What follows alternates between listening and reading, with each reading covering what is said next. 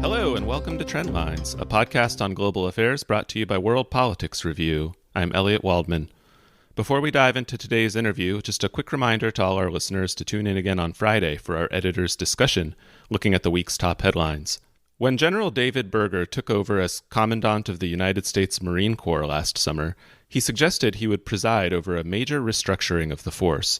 The details were announced last week, a 10-year plan to pivot away from fighting protracted conflicts in the Middle East in order to bring the Corps in line with the Trump administration's national defense strategy, which focuses on great power competition with Russia and China. Emphasis on China in this case. The Marines are reinventing themselves as a more lethal, more nimble naval expeditionary force focused on countering Beijing's rising military prowess in the Pacific. Out with the tanks and counterinsurgency doctrine, in with the littoral combat ships and amphibious warfare. The plan is nothing if not ambitious, but it must surely raise questions among scholars and experts about how well calibrated it is, as well as implications for broader US-China relations. Joining me now to discuss these developments is Abraham Denmark. He's director of the Asia program at the Woodrow Wilson International Center for Scholars. He previously served as Deputy Assistant Secretary of Defense for East Asia, and his views during this interview are his own and not of the U.S. government. Abe, welcome to Trendlines. Thanks so much for having me, Elliot. So first, maybe you could give us the highlights from these changes that the Marine Corps is going to make, and your sense of how significant of a move it is. And how long has it been in the works exactly?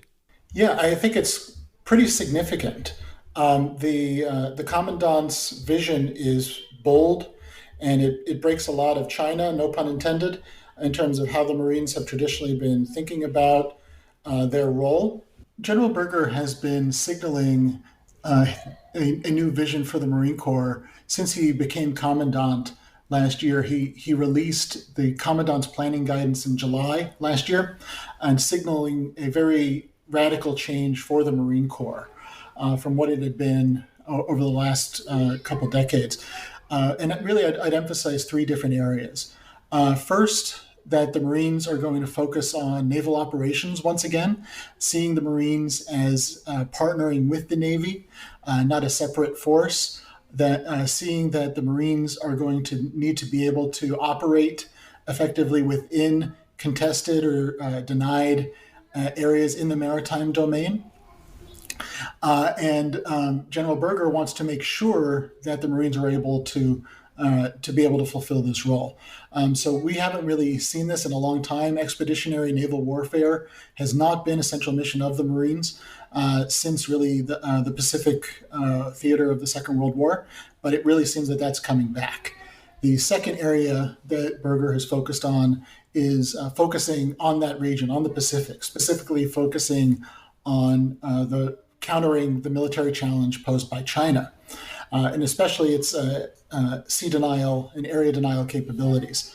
So the Commandant is looking at reallocating Marines away from the Middle East and other combatant commands, doubling down on the Pacific, and really just accepting risk in regions outside of the Pacific, while also allowing some forces to stay in the Middle East, some operations in Europe and the Atlantic, but really deciding that the Marine Corps is going to be a primarily Pacific force and really a force dedicated towards fighting the PLA Navy and the PLA Air Force. The third piece that I mentioned, and this is where really the new announcement about force structure comes into place, is that the Marines are going to be fighting differently.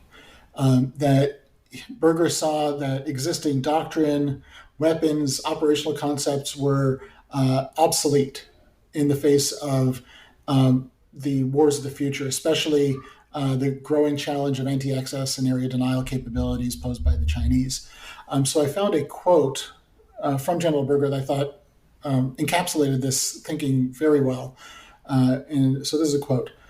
"The Marine Corps must be able to fight at sea, from the sea, and from the land to the sea, operate and persist within range of adversary long-range fires, maneuver across the seaward and landward portions of complex littorals, and sense, shoot, and sustain while combining the physical and information domains to achieve desired outcomes." So he's looking at precision fires, high endurance sensors and munitions, communications that can operate effectively within these denied areas, and a flexible distributed force that is able to operate in this new environment. And that's where I think these new cuts come in. And they're pretty radical, as I said, in their vision. So there's complete divestment from tank battalions, bridging companies, law enforcement battalions, reducing the number of infantry battalions, artillery cannon batteries, pretty significantly, amphibious vehicle companies, and reducing various aspects of lift. Also trimming the size of its planned F-35 B and C joint strike fighter squadrons, and reducing the number of other aircraft, but adding in some very important areas, doubling the number of unmanned aircraft squadrons, with a vision that unmanned capabilities will be able to deliver supplies by sea and by shore, have high endurance ISR, high endurance unmanned strike capabilities distributed, austere ability to sense and strike. Also looking at distributed ground strike capabilities with long range fires, such as a 300% increase in rocket artillery capacity. Looking at building the ability to launch anti-ship missiles, smaller infantry battalions that can be more distributed, new light amphibious warships. So broadly speaking, seeing a more diversified, more distributed, more maneuverable force that's tailor designed to operate within the South China Sea, the East China Sea, the Asian littorals, where we expect contingencies with China to play out. You mentioned a few times the concept of anti-access area denial. And just for our listeners who might not be familiar with that, maybe you could talk a little bit about why that's such an important concept with regard to competition with China. Going back to the early 1990s, in Operation Desert Storm, the Chinese had been watching how the United States goes to war. And seeing the United States as their primary long-term adversary, they really have gone to school on the United States and developed over decades the capability specifically designed to undermine how the United States traditionally projects power further afield. And so they've developed an integrated capability designed to keep the United States away from China and its periphery. Chinese military scholars, Chinese strategists saw that the potential for conflict with the United States over disputes in China's periphery, specifically Taiwan, but also in recent years looking at the South China Sea and the East China Sea. And so they've developed the capability to try to undermine how the United States has traditionally how the United States has traditionally projected and sustained power far from the American homeland. And so they developed this layered capability to deny what we call anti-access area denial capabilities, including long-range precision strike capabilities that are designed to strike at U.S. bases in East Asia, capabilities in space and cyberspace designed to degrade U.S.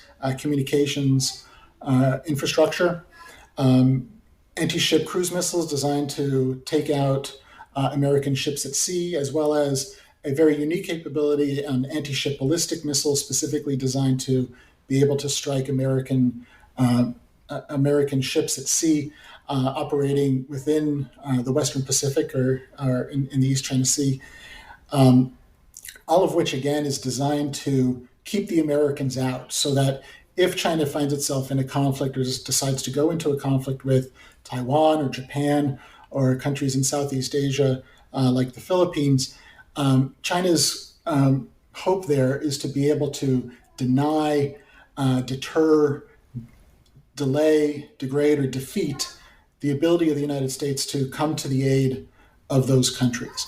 And so what the Marine Corps is doing here, what General Berger is doing here, is really a reaction to China's initial reaction, saying that if the Chinese are going to try to undermine how we traditionally project power, then we're going to project power differently. And Berger's vision is that his vision for the Marine Corps is designed to undermine China's efforts to keep the United States out. And he sees that as by being less dependent on these large fixed bases, more distributed, being able to operate at a lower signature, being able to operate in a less predictable fashion. And so that's really what this force that he envisions by 2030 is designed to accomplish. What other specific aspects of China's military posture and capabilities is this responding to? And how proportionate to that rising threat would you say this move by General Berger is? As I mentioned, what China has developed is a layered capability. So it's the idea of China's approach is that long-range missiles support aircraft, which also support sea-based capabilities, all of which designed to increase the threat for American vessels, aircraft operating in closer proximity to China and to this contingency. So if you're looking at specific capabilities that the Chinese have developed, the ones that come out most to me are precision strike capabilities, which are intended to strike at which are able to strike at U.S. bases in Asia, like in Japan, potentially Korea, potentially out to Guam as well. Beyond that, anti-ship ballistic missiles, anti-ship cruise missiles that are land-based, air-based, or sea-based, all of which are designed to increase the threat environment for American ships and aircraft. And so what the emphasis on a distributed, unmanned, cheaper capabilities, able to operate in a more austere environment, all mean that the United States would not be as vulnerable in terms of not being as dependent on these small number of large fixed bases. Therefore, it's more difficult for the Chinese to target and strike everything at once. In terms of proportionate, I think that I would say that this is a good step, that the Marine Corps is taking these steps and willing to accept risk in other areas, because that's what it's going to take, especially in what most folks expect to be a relatively flat, if not a smaller resource environment going forward.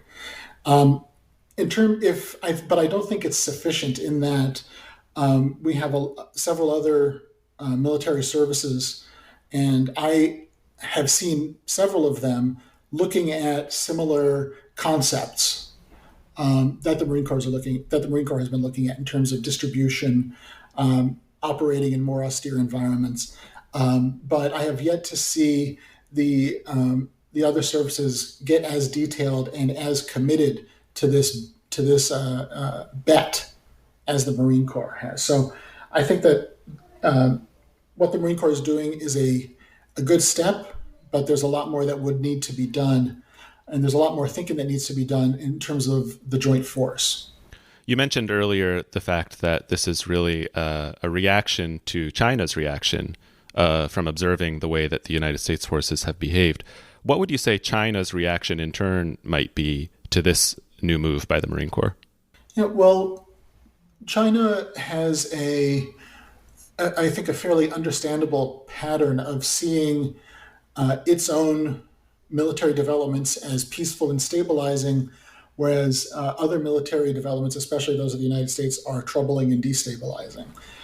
So I expect that China would be very concerned about any effort by the United States to enhance or strengthen, diversify its force posture in East Asia. And there's different areas where I think they would focus on, but the two areas I would emphasize that I think the Chinese would look at the most. First would be U.S. relationships with our allies and our partners. China understands that this is a key strategic asset for the United States, but also our ability to project and sustain power is greatly enhanced by our alliance and partnership relationships. So I expect China will try to weaken, undermine, complicate those those relationships in order to diminish the ability of the United States to actually get some of these capabilities into the region.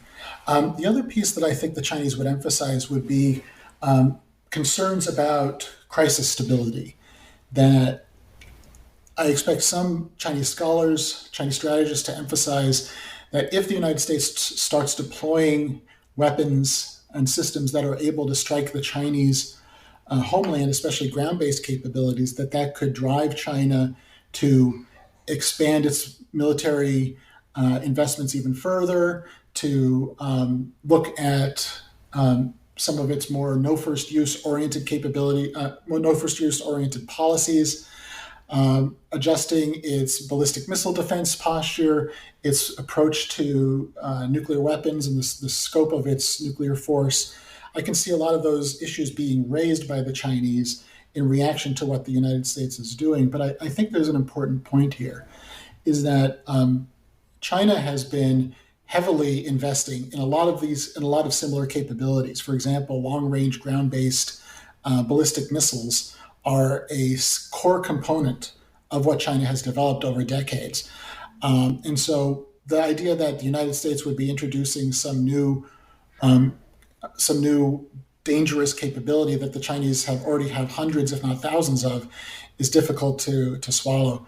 But the other piece that I think is important is that while the United States does need to be concerned about crisis stability, broader strategic stability with the Chinese, our primary objective, our primary role must be to defend ourselves, defend our interests, and defend our allies. And to me, the primary goal for the United States and for the Defense Department should be to ensure we can accomplish those goals first and see addressing Chinese concerns as a secondary need in the face of a greatly intensifying challenge from the Chinese military. So you don't see any danger then that this new force designed for conflict with China could essentially become a hammer in search of a nail? I don't. Working in the Pentagon over two different administrations, my personal impression has been that there are very few people who understand the nature of a conflict with China, the scale of a conflict with China, who are positive and optimistic about such a contingency. There's, I think, very little enthusiasm for seeking out or trying to cause some sort of conflict within the U.S. government, within the U.S. defense establishment. The challenge, though, I think, is that as the United States enhances its ability to respond and operate within East Asia in the face of a pretty intense challenge from the Chinese, will that drive China to believe that they're in a bit of a use it or lose it situation? That the advantages that they may see that themselves having now or in the future, some strategists in China, I fear, may see a closing window, which could convince some in China that there is a time the time for aggressive action may be sooner rather than later. But at the same time, I've seen China's leaders as inherently, I'd say, I see several of China's leaders today as ultimately fairly risk adverse, not wanting it to have a conflict with the United States. They understand the risks and dangers of such a conflict as well. And so ultimately, I see enhancing U.S. force posture in Asia, enhancing U.S. force structure in Asia, ultimately as stabilizing and enhancing American interests and our ability to defend our allies.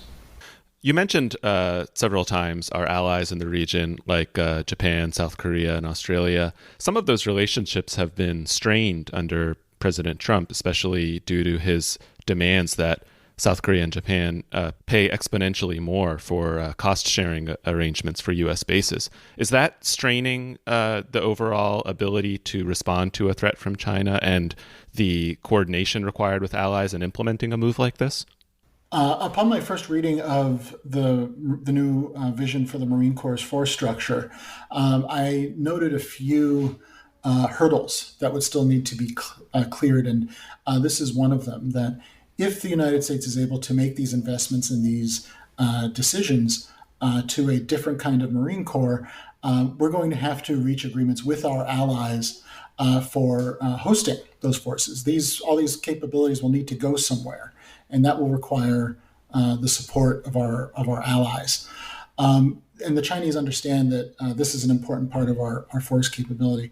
Any decision that's made about force structure with our allies takes place within the broader geopolitical context. And a lot of the decisions and statements that President Trump has made over the last several years has certainly complicated a lot of these alliance relationships, especially in East Asia. So while there's still very strong support for the United States generally in these countries, political leadership for our allies will need to justify to their own people why they should accept what is broadly seen as greater risk of coming under attack from China, of getting involved in a conflict with China, especially within the context of a more confrontational and somewhat adversarial approach from Washington.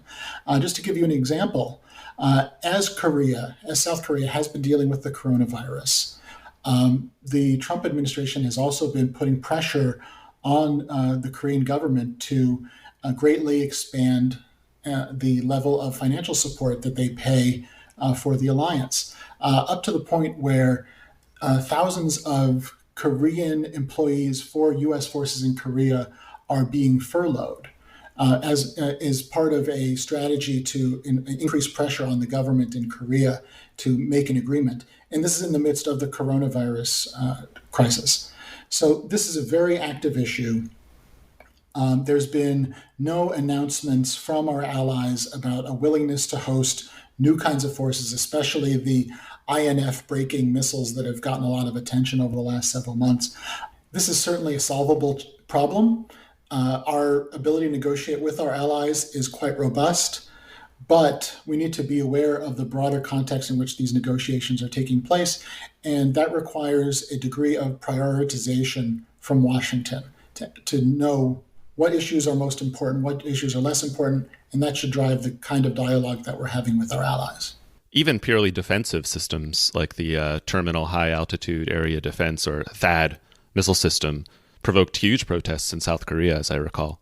The decision to install the THAAD missile defense system into South Korea, which was made jointly by the United States and by the Korean government, was met with some local opposition in Korea, opposition that we were able to address as allies. But the biggest source of pain for our Korean allies actually came from China.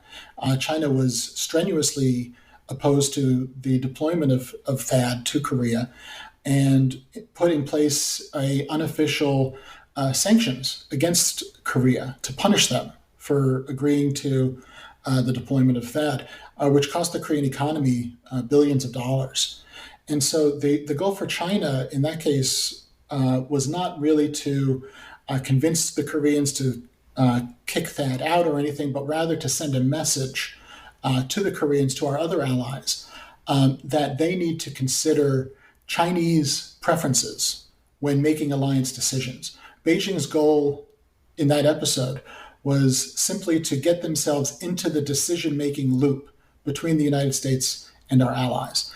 And it seemed that in that case they failed, but how other allies, how the Koreans will look at future decisions for additional posture changes will remain to be seen. But certainly the China question is something that needs to be watched very closely. I did want to ask you also about China's use of what military planners call gray zone tactics, these kinds of asymmetrical attempts to change the balance of power or the status quo without resorting to direct use of force that could escalate into a broader military conflict. And we see this a lot in the South China Sea. How does the restructured Marine Corps plan to tackle this challenge? The Marines, there's a difference between hardware and operations. And the vision that has been put forward by the commandant so far in his guidance and now in this force design document is focused primarily on the roles and capabilities that the Marines will need in a conflict. in Asia. The ability to effectively operate in the gray zone is less dependent on specific kinds of capabilities and is more focused on operations and risk tolerance.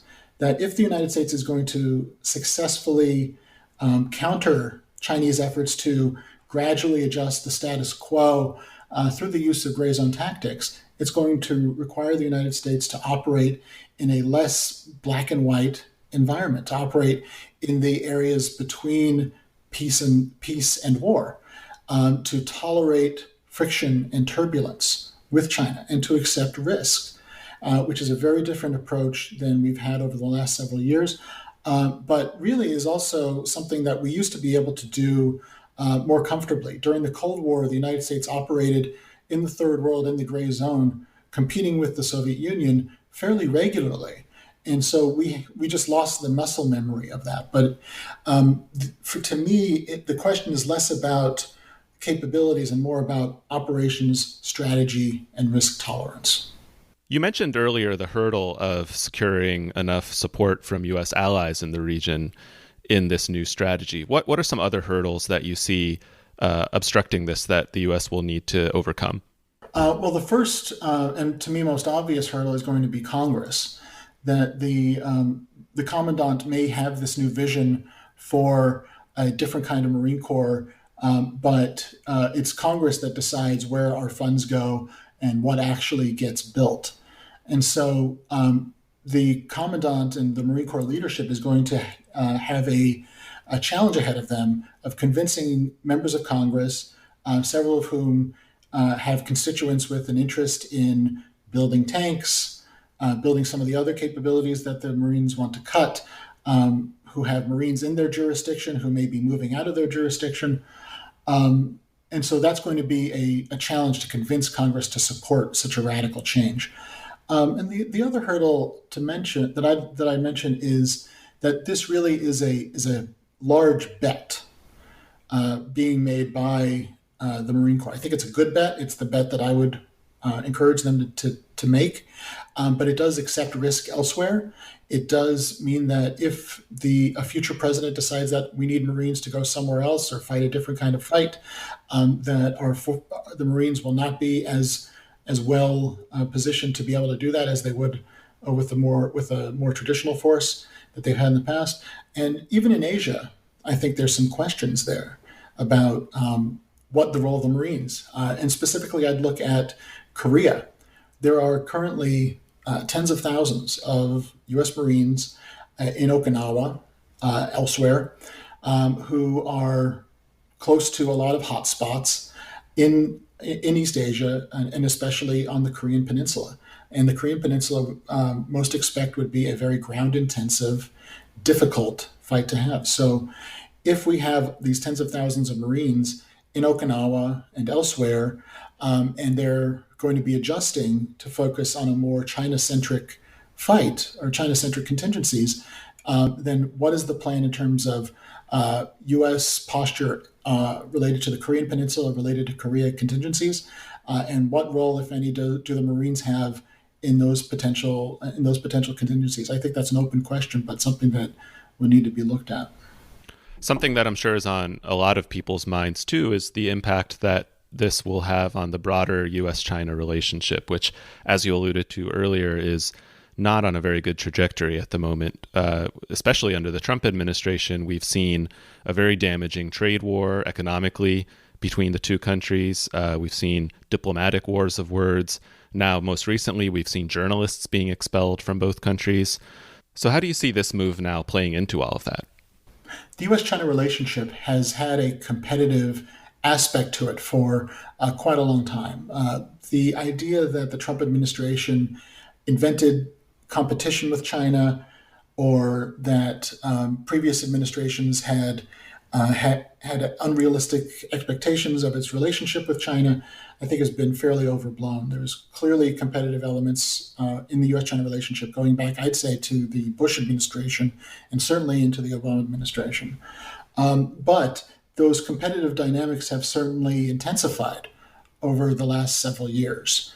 And I think that the competitive dynamics there are not going to go away. In fact, I expect them to get worse over the next several years as a result of broader structural changes to the international security environment, as well as a result of China's expanding ambitions to change the international system, to change the international order to better reflect its perceptions of its interests. And so I see that competitive dynamic continuing to increase.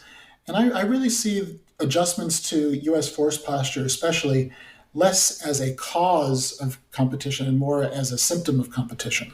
It's natural for countries to adjust their military postures to reflect possible contingencies. The way to reduce competitive dynamics in the relationship is not to stop one side from adjusting its military capabilities while the other one is free to invest more and more in capabilities designed against the United States. The military investments I don't see from the United States as driving instability or competition, but rather is reflecting that competition. So long as China approaches international security issues, approaches the liberal order, and approaches the United States in an essentially assertive and ambitiously aggressive manner, that competitive dynamic is going to continue. I think the role of the Department of Defense is to maintain deterrence and to make sure that the President of the United States has options to defend the United States, defend our national interests, and defend our allies. And adjusting our military capabilities in the Marines and across the joint force makes eminent sense in the face of a rising and increasingly complex and challenging military capability coming from China. Abe, thank you very much for joining us today. Thanks so much for having me, Elliot.